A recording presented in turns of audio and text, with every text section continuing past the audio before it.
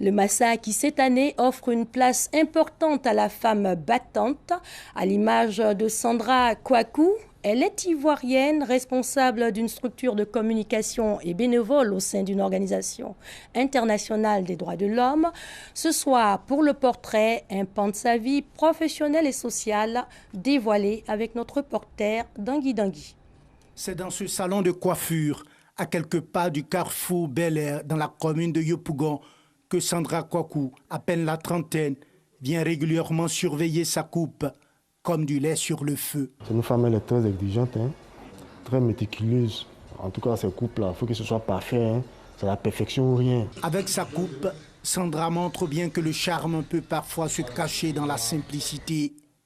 Et quand elle nous ouvre les portes de sa vie, nous découvrons comment la beauté peut faire bon ménage avec l'intelligence, la compétence et l'ambition. Bien que bardée de diplômes, parmi lesquels celui de relations publiques obtenu en Chine, Sandra a fait l'amère expérience du chômage sur les bords de la lagune ébriée. Malgré cette difficulté, elle continuèrent de croire en son étoile. Même quand elle finit par obtenir un poste dans une entreprise de la place, le goût du risque et de l'aventure ne la quitte pas plus que l'idée qu'elle traîne depuis sa tendre enfance, celle de créer sa propre entreprise.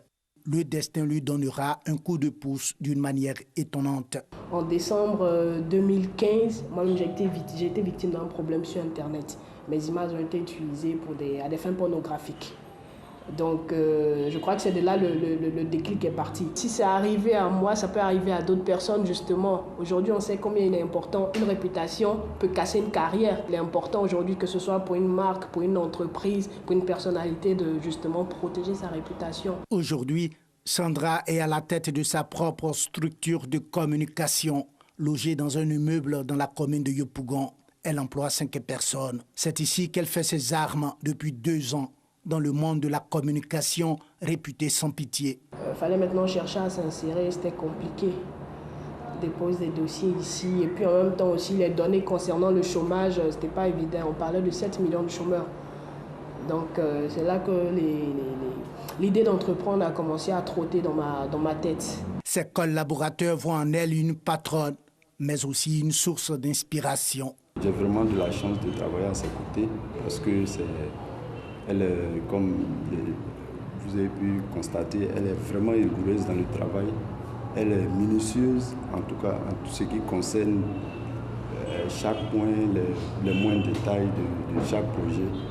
Ça, moi, c'est vraiment formateur pour moi. Bien que sa jeune entreprise ait toujours besoin d'elle, Sandra trouve la force et le temps de faire du bénévolat en mettant ses compétences, ses talents et ses qualités au service de nombreuses organisations internationales telles qu'Amnesty International. Pour être équilibré, moi personnellement, j'ai cette vie là où je donne et j'ai cette autre vie là où je reçois.